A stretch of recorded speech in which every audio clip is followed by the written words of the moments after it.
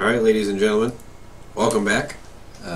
It's me, Pat, again, doing another Tech Talk. I'm just kind of sitting around in my pajamas, and I was like, looking at tech news, and I was like, gosh, why don't we just do a Tech Talk while we're at it? So, we're going to get into it here.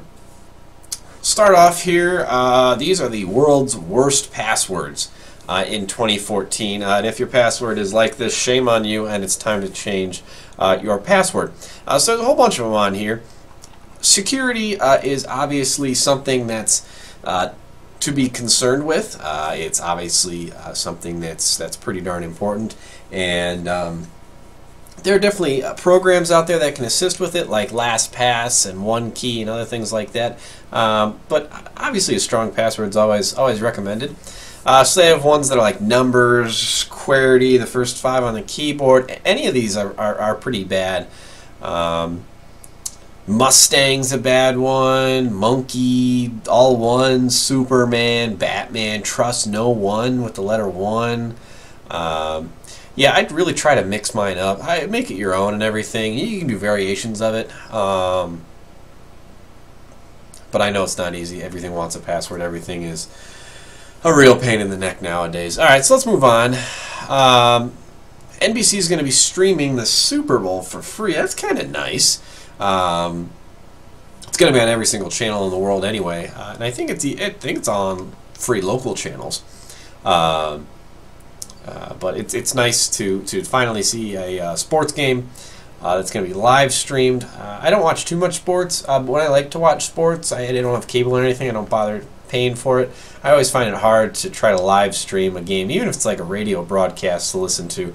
I always find it a pain in the neck to try to find some streaming service on it. So I'm glad that NBC is at least maybe taking a step in the right direction with this.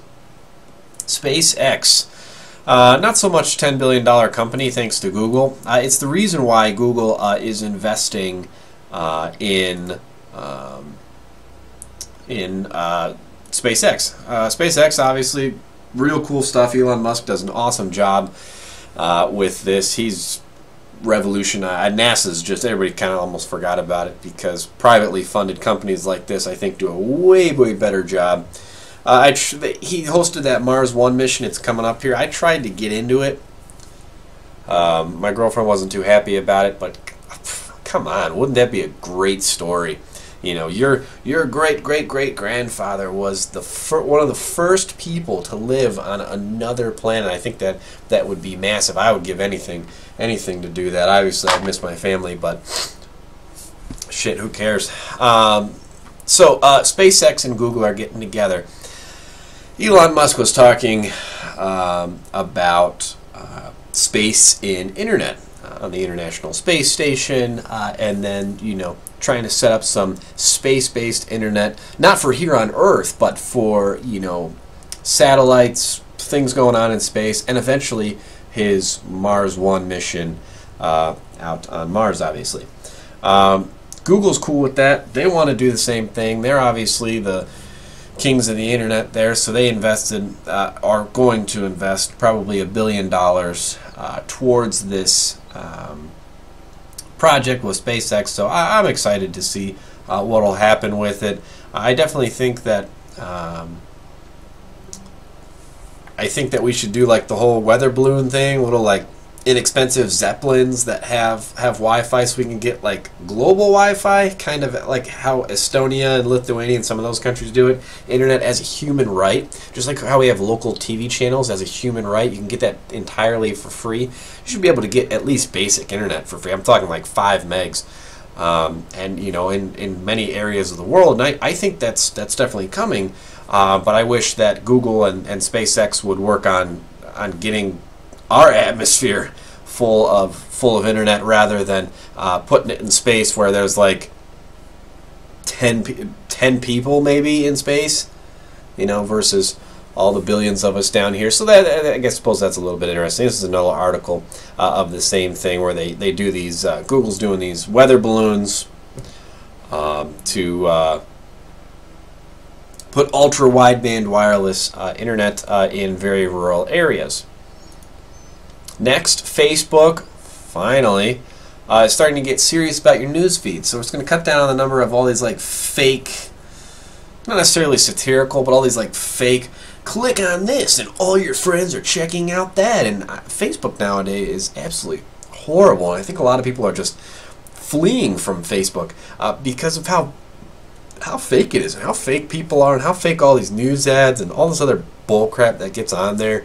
So I'm glad that Facebook's finally cracking down on this, but I think Facebook's really got a lot of work to do to like regain some customers. I don't think people are like dying for a Facebook account anymore, like it was when I was a teenager. It's not professional anymore. It's like you want to go creep on some girl you liked in high school, or you want to creep on your coworker or something like that. That's fine, but I think Facebook's really fallen off the map in terms of practical social media. CNN has got this goofy little guy here. They call it their tech correspondents. I really don't consider CNN anything tech-related news, but they did have interesting worst gadgets of CES 2015. Now, in my last Tech Talk, I expressed my vast disappointment in CES. I'm glad I didn't go. I think it was a waste. There's a lot of people that got all these sponsors and went to the show and did all these videos, and they're not going next year. They're like, this is ridiculous. I walked all over the Vegas and all I saw was crap, and it's like the circus came to town. All these fake headphones and all these cheap Chinese companies that make fake Beats headphones and fake Bose and fake all these real crap brands that are in demand to the average consumer, but it's just like showing up to like a local community fireworks thing, and there's those like two guys there. You go to the baseball game and there's those guys there selling like the cheap crappy stuff outside of the stadium that they picked up from some junk Chinese website for $1, and they're selling it for $20. You get like a glow necklace or something. I feel like CES is a lot of that, unfortunately, and it's really not about all this new innovative tech like it used to be. So Worlds, they said there was a lot of this knockoff product and peddling. They said there were things like strap-on like feet hammocks for like if you're sitting at a desk like I am and you want to put your feet up but you don't have anything under there. You can like get this little $20 hammock that sits under there. So I think that was pretty lame. There was one other thing on there, but I couldn't remember. But they talk about the world's worst things at CES. Google Glass, they stopped their production, not selling it anymore. One, I think it was way too expensive. $1,500 is a lot of money for glasses, especially with a person like me. I can't really use Google Glass because I can't see out of the damn things, and I can't put them over my glasses. If I didn't have glasses, or if I wore contacts, might be a different story. Even used, there's really no used market for them. It was, I guess they finally pulled the plug on that project. I'm a little disappointed because I think they could have gone places with it, but definitely got this bad rap, and all these real, techie elite people would buy them, and then, go into movie theaters, and they didn't allow them in movie theaters, and then they didn't allow them in restaurants, and then they got this whole glass hole, asshole stigma to it, and eventually it fell apart. So I'm a little disappointed that they gave up on it.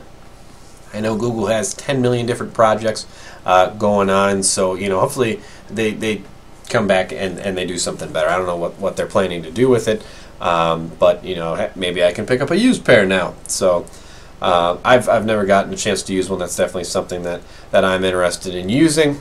But that's basically all for the tech news. I didn't find too much out there today. Nothing that really impressed me very much. Just a couple of things here and there. I was just kind of sitting here and figured, hey, let's do a tech talk. I'm trying to get back in the swing of making videos after a hectic last week for me. So there it is, guys. If you think I missed something, if there's any websites, tech websites that you take a look at, that you think I should take a look at to help get some of my tech stuff going, please let me know in the comments. I'd like to incorporate that. If you're interested in maybe joining me on the show or something like that, I'm also working at bringing on some special guests to start a little discussion. And rather than just you guys hearing me ramble, we can hear some other people ramble about other technology. So, as usual, like it if you like it, dislike it if you dislike it. Make sure to leave those comments in the section below. And we'll see you next time, guys. Thanks.